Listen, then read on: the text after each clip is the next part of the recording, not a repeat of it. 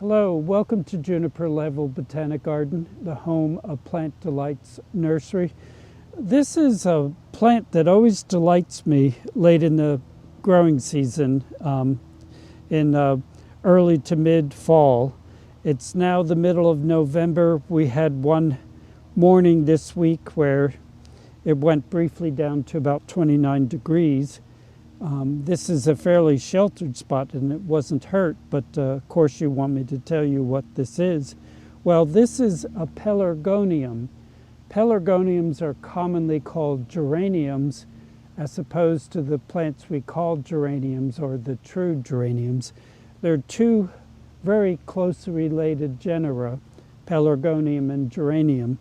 And most of the pelargoniums are not winter hardy in zone 7 or 8, but this one is.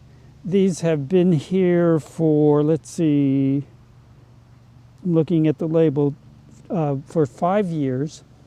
They are herbaceous. They die to the ground in the winter, but they return every spring. And this is actually an African species. It's Pelargonium transvaalense, from the Transvaal, and we've given it the cultivar name of African Princess.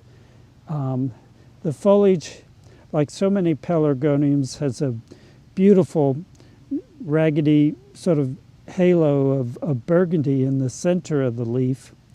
The common pelargoniums are often referred to as zonal geraniums, and those are the big scarlet and pink and white ones that are sold as annuals every spring.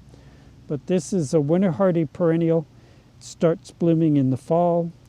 These are the very pretty sort of spidery blooms, and the true geraniums are called cranesbill and the pelargoniums are called storksbill, but you see the great big long seed pod looks like the bill of either one of those birds, a crane or a stork.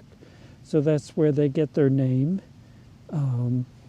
This is something that we have sold in the past, but we don't any longer. Probably there wasn't enough demand for this beautiful treasure, but I'm happy for you to meet it today.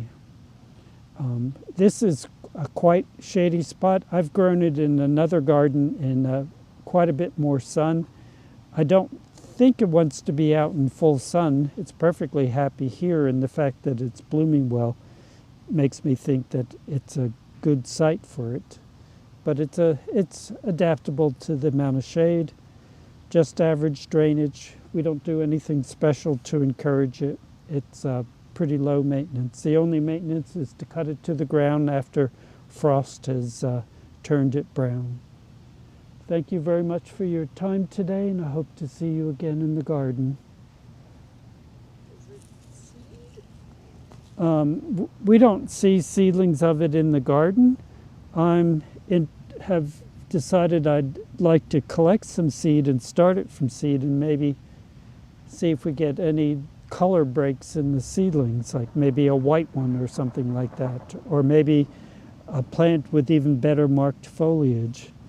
It's fun to grow things from seed.